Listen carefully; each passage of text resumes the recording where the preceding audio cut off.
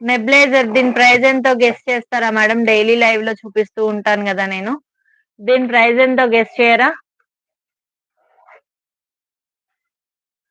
Nebuliser madam ఇందులో మీకు charging పెట్టుకొని యూజ్ చేయాలి. 2 మాస్క్‌లు అయితే వస్తాయి. ఒకటి చిన్న పిల్లలకి, ఒకటి పెద్దవాళ్ళకి. అలాగే యూఎస్‌బి కేబుల్ వస్తుంది. వెనకాల పిన్ పాయింట్ వస్తది. ఛార్జింగ్ పెట్టుకొని యూజ్ చేయాలి.